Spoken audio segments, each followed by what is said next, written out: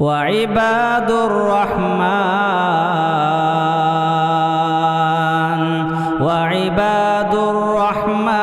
الذين يمشون على الأرض هونا وإذا خاطبهم الجاهلون قالوا سلاما لیکن الذی اکرمہم بالشہادہ یعرف وجوہہم وانسابہم، ان کے چہروں سے بھی اللہ واقف ہے، ان کے نام نسب سے بھی اللہ واقف ہے۔ وما یصنعون بمعرفت عمر، اتنے سارے جو شہداء ہیں عمر ان کو نہیں جانتے ہیں تو کیا بنے گی ان کو کیا فرق پڑے گا اس کا؟ یا عمر جان لینے سے کیا ہوگا ان کا؟ عمر نہیں جانتے ہیں لیکن اللہ تو جانتا ہے ان کو، ان کے چہروں کو اللہ جانتے ہیں، ان کے نام نسب کو اللہ جانتے ہیں۔ کتنی ایمان افروز بات کہی عمر بن خطاب نے رضی اللہ عنہ، سبحان اللہ۔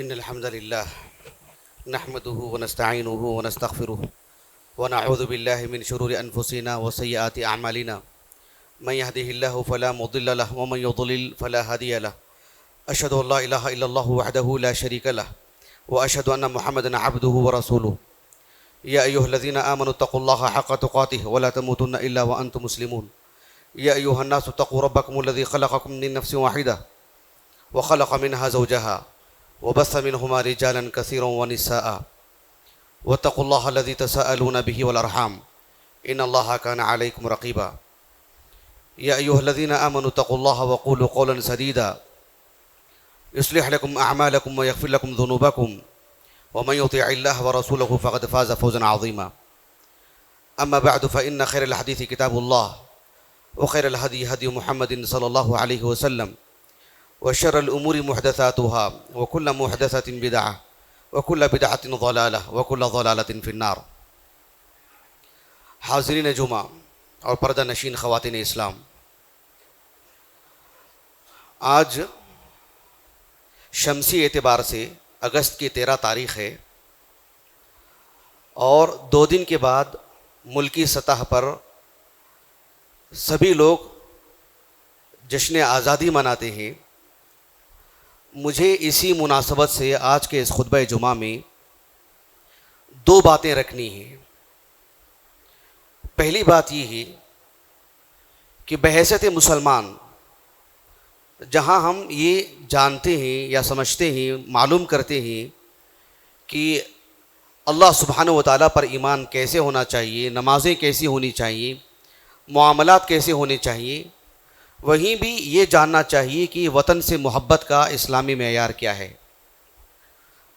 اللہ سبحانہ و تعالیٰ جو اس دنیا میں انسان کو بسائے ہیں، اللہ تعالیٰ نے انسان کی فطرت میں بہت ساری محبتیں رکھی ہیں۔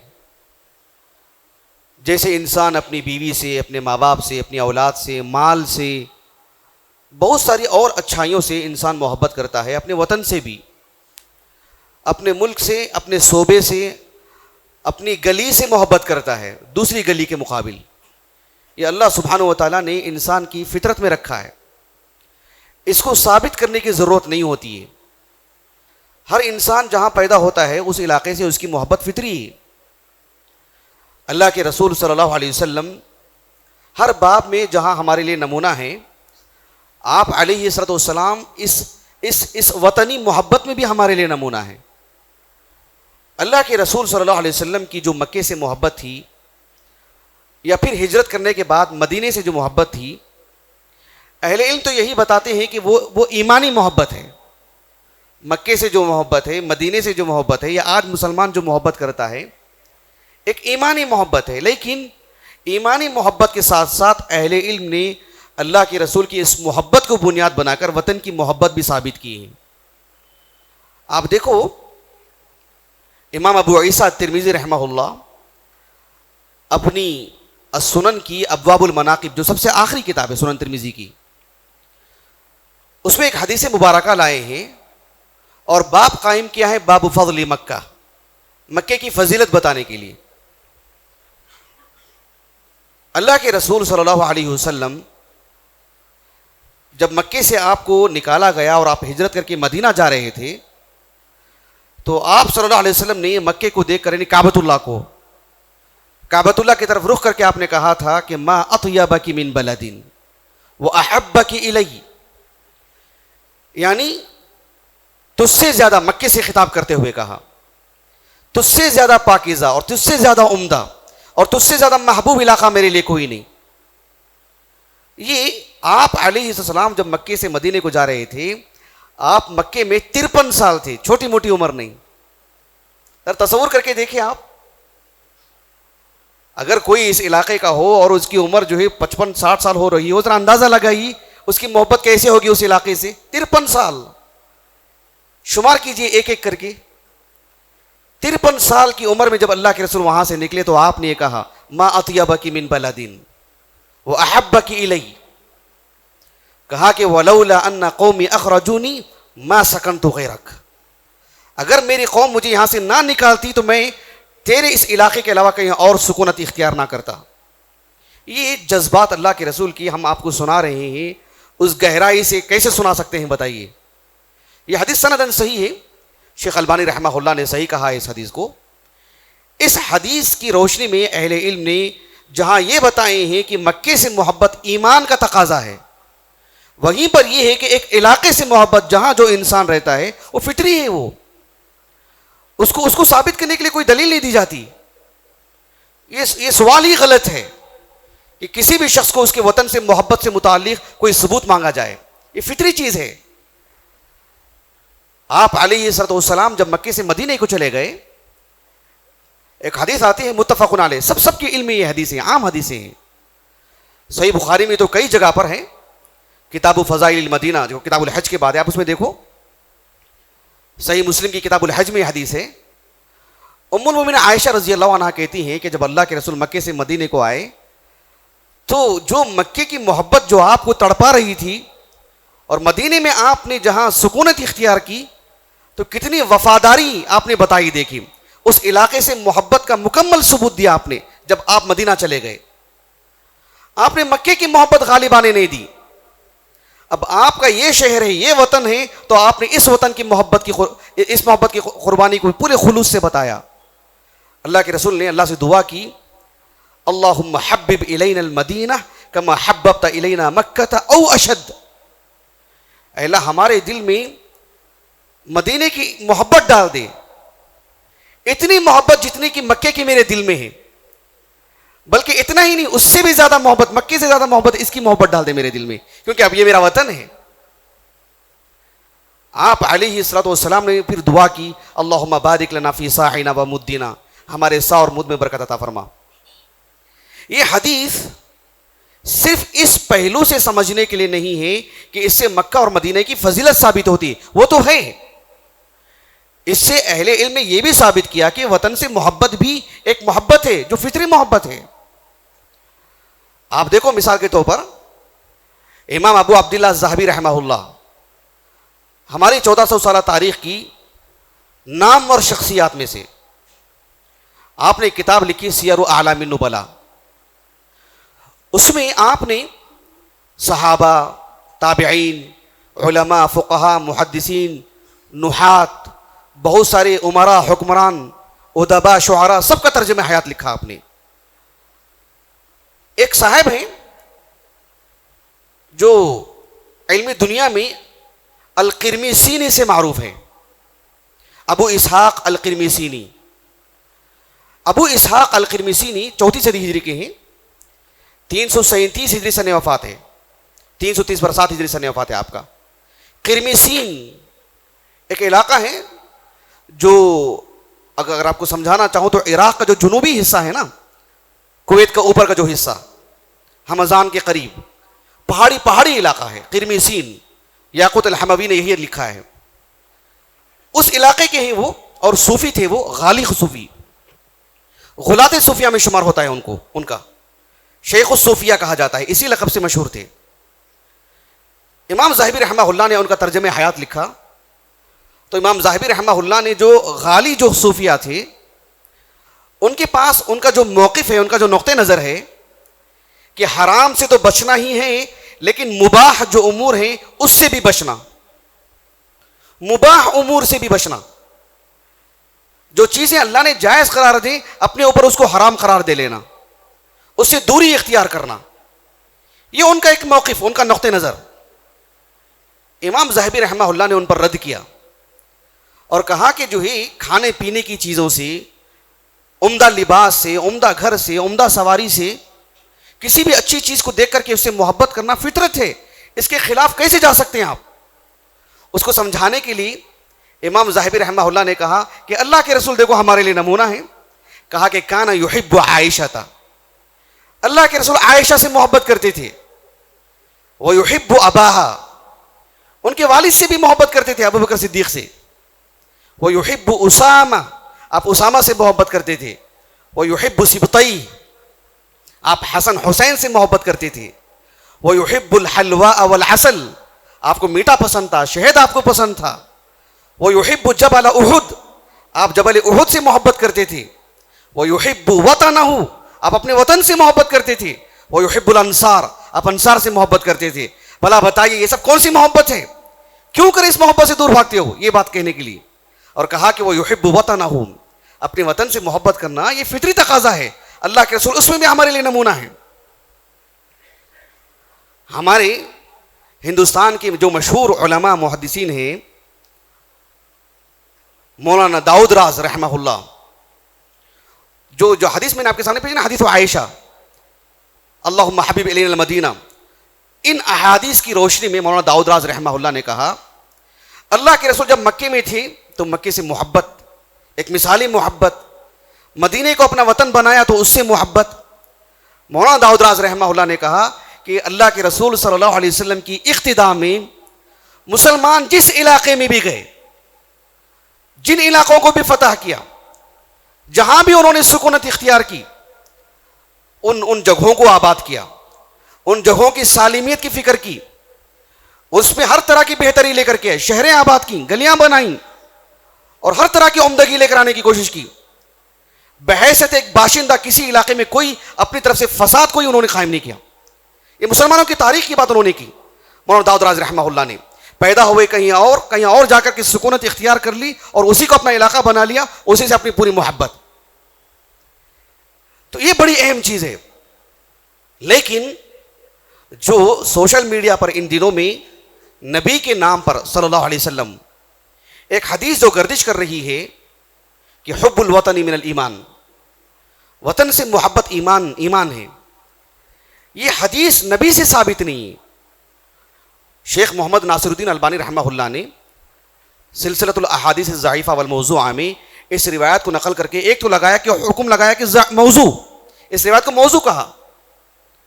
اس کی سند پر بھی کلام کیا شیخ البانی نے، اس کے متن پر بھی کلام کیا۔ وطن سے محبت کیسے ایمان ہو سکتا ہے؟ وطن سے محبت صرف مسلمان ہی کرتے ہیں کیا؟ غیر مسلم نہیں کرتے ہیں اپنے وطن سے محبت، اپنے وطن سے؟ تو پھر یہ ایسی محبت ہے جو مشترکہ محبت ہے۔ کوئی کہے کہ ماں باپ سے محبت ایمان کا حصہ ہے تو کیا اس ایمان کا اجر ملے گا؟ ایمان ہے وہ۔ ایک غیر مسلم اپنے ماں باپ سے محبت نہیں کرتا ہے۔ تو وطن سے محبت فطری محبت ہے، مشترکہ محبت ہے، سب کے دل میں اللہ رکھے ہیں۔ اس محبت کی بنیاد پر جنت نہیں ہے۔ اسی لیے کہتے ہیں کہ اللہ کے رسول سے جو محبت ہونی ہے وہ فطری محبت نہیں ہونی چاہیے کہ اللہ کے رسول ایک اچھے انسان ہیں، ایسے ہیں ویسے ہیں اور ہماری محبت ہے۔ ایسے بہت سارے غیر مسلمین مل جائیں گے آپ کو جو ایسے کہتے ہیں۔ لیکن اس بنیاد پر کہ اللہ کے رسول صلی اللہ علیہ وسلم پر ایمان لانا، یہ اللہ کے کہنے پر اور آپ کی ایمان لانے پر نجات ہے، آپ آخری رسول ہیں، آپ کی محبت سبھی لوگوں کی محبت پر غالب ہونی چاہیے۔ یہ غور و فکر کا جو نتیجہ ہوتا ہے آپ کی محبت، وہ ہے ایمانی محبت، اس پر اجر ہے، اس پر جنت ہے۔ ورنہ اللہ کے رسول فی نفس ایک اچھے انسان ہیں، بہت سارے غیر مسلمین ایسے کہتے ہیں، تو وہ ایمانی محبت ہے، وہ فطری محبت ہے، جو ابو طالب کی محبت تھی، فطری محبت، گھریلوی محبت، وہ ایمانی محبت نہیں تھی جس کی بنیاد پر اللہ نے نجات رکھے ہیں۔ تو وطن سے محبت ایک فطری محبت ہے۔ ہمارا ملک آزاد ہوا اتنے سال ہو چکے ہیں، رفتار کے ساتھ ساتھ مسلمانوں کی اتنی بڑی تعداد جو اس ملک کو آزادی میں اپنا حصہ لگائی ہے، دھیرے دھیرے ان کے نام حذف کر دیے گئے، کتابوں میں رہ گئے ان کے نام۔ ایک نام تھا مولانا ابوالکلام آزاد کا رحمہ اللہ، دھیرے دھیرے وہ بھی پھیکا پڑتا جا رہا ہے، ان کی بھی محبت پر حرف آتا ہے۔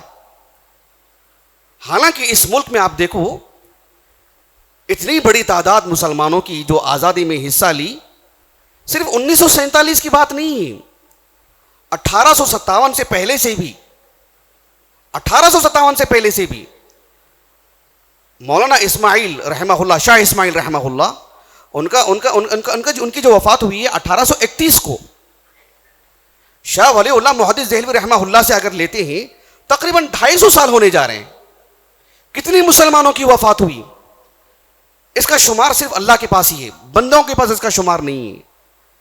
تقریباً 50-60 سال کا جو عرصہ، تقریباً 100 سال کہہ سکتے ہیں، مسلمانوں نے جگہ جگہ پر اپنا حصہ لگایا۔ سب سے زیادہ جو ملتا ہے حصہ بنگال کے مسلمان، بہار کے مسلمان، اور پھر ادھر جو پنجابی علاقے کے جو مسلمان ہیں، قدیم پنجاب جو بہت بڑا ہے، اتنی بڑی تعداد مسلمانوں کی آزادی میں حصہ لگائی اور اس میں اپنی جانیں قربان دی، اپنا مال قربان کیا۔ یہ سب شہادت کے زمرے میں آتا ہے، شہادت کے مراتب ہیں، لیکن اللہ رب العالمین کے ہاں ان کے مراتب کے مطابق انہیں ثواب ملے گا۔ ایک حدیث آتی ہے سنن ابی داؤد کی کتاب السنہ میں، سعید ابن زید رضی اللہ عنہ، عشر مبشرہ میں سے، وہ کہتے ہیں کہ اللہ کے رسول نے کہا صلی اللہ علیہ وسلم، من قتل دون مالہ فہو شہید، جس نے اپنے مال کو بچانے کی خاطر، کوئی اس کا مال چوری کر کے لے کے جا رہا ہے، اپنے مال کی حفاظت میں اپنی جان دے دیا اس نے، اللہ کے ہاں شہید ہے وہ۔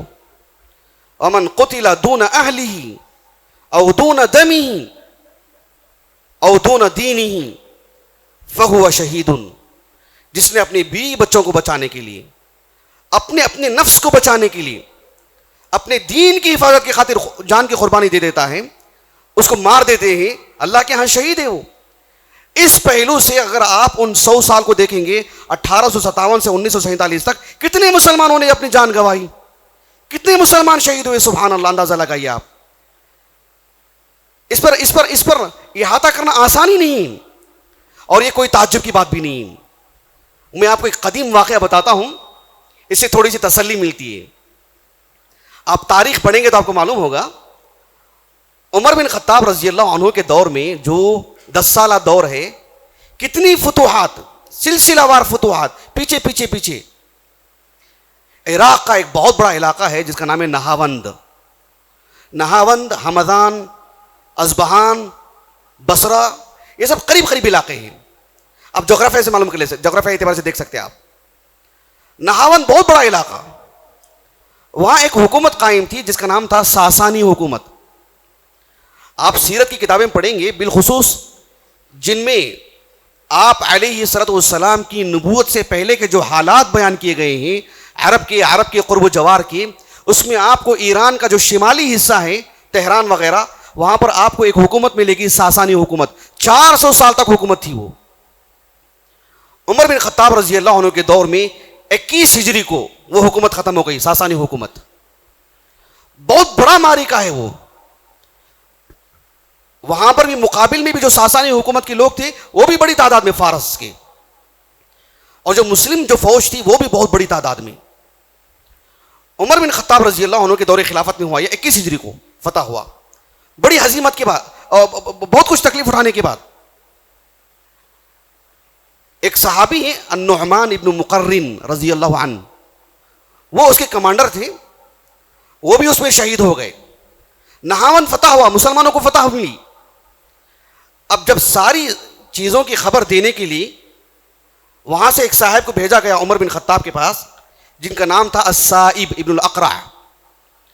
السائب ابن الاقرع، امام محمد ابن جریر الطبری رحمہ اللہ، ان کی جو کتاب ہے تاریخ کی، تاریخ الامم والملوک،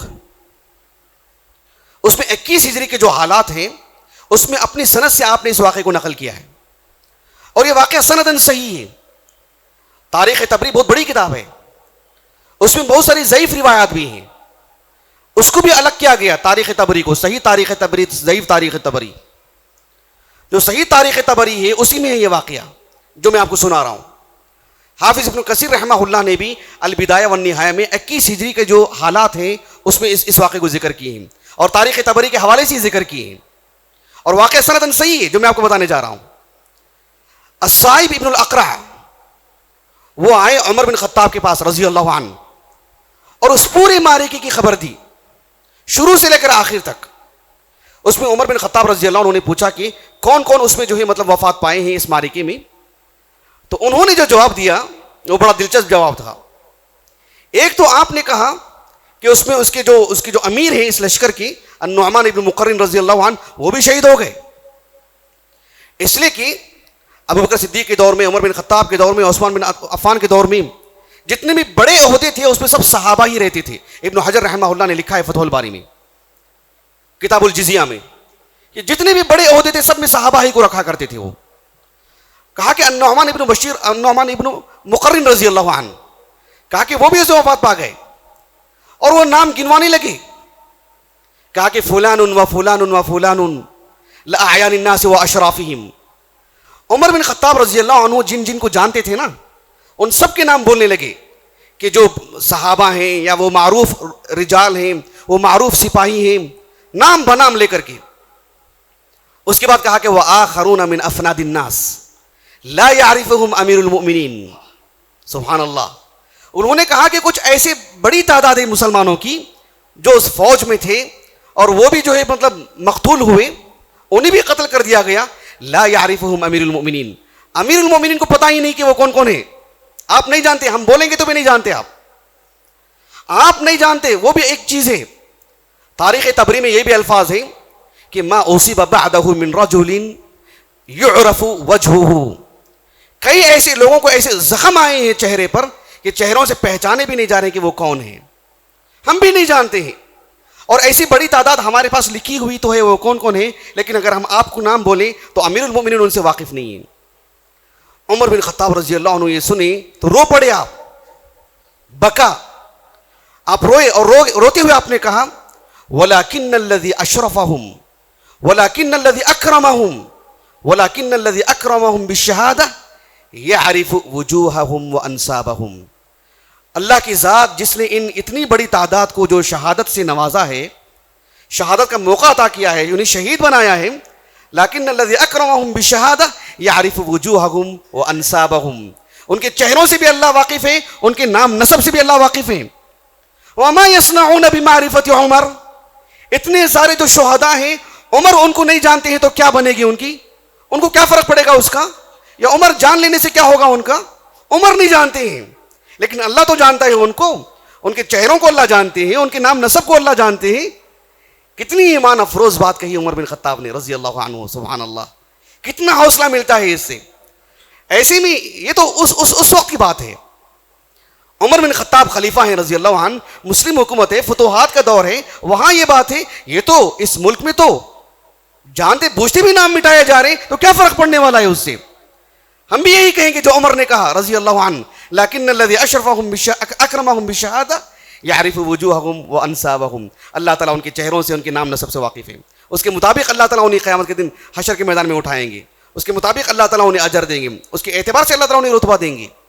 تو ہمارے اس ملک میں مسلمانوں کی جو قربانیاں رہی ہیں آزادی کو لے کر کے، یہ بہت واضح. غیر مسلمین میں جو منصف پسند ہیں آج بھی ان کا بھی اقرار ہے، ان کا بھی اعتراف ہے. ان کے اعتراف سے، ان کے انکار سے بھی کوئی فرق پڑنے والا نہیں.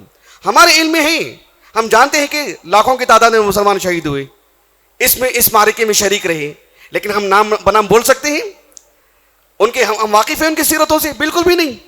جن کے نام جو ہے کتابوں میں مندرج ہوئے، علماء صادق پور وغیرہ، حروف تہجی کے اعتبار سے جن کے نام لائے گئے ہیں، وہ اس کے مقابلے میں تو کچھ بھی نہیں جو حقیقی تعداد ہے. ایسے میں اللہ سبحانہ و تعالیٰ نے اللہ کے ہاں ان کے نام ہے، اللہ انہیں اجر دیں گے. اس سے ہمارے حوصلے پست نہیں ہونے چاہیے. اس سے ہمارے عزائم میں مطلب جو ہے کسی طرح کا کوئی خلل نہیں آنا چاہیے. اللہ سبحانہ و تعالیٰ سے دعا ہے کہ اللہ رب العالمین ہمارے اس ملک میں جو بھائی چارگی ہے، جو سالمیت ہے، جو امن ہے، اللہ اسے باقی رکھے. اللہ سبحانہ و تعالیٰ اس بھائی چارگی کو، اس سالمیت کو، اس امن کو اور اس اچھے ماحول کو، جو لوگ بھی اس میں نقص لے کر آتے ہیں یا خلل ڈالتے ہیں، اللہ سبحانہ و تعالیٰ ان کے ساتھ ان کے حساب سے معاملہ فرمائے. وآخر دعوانا ان الحمد للہ رب العالمین.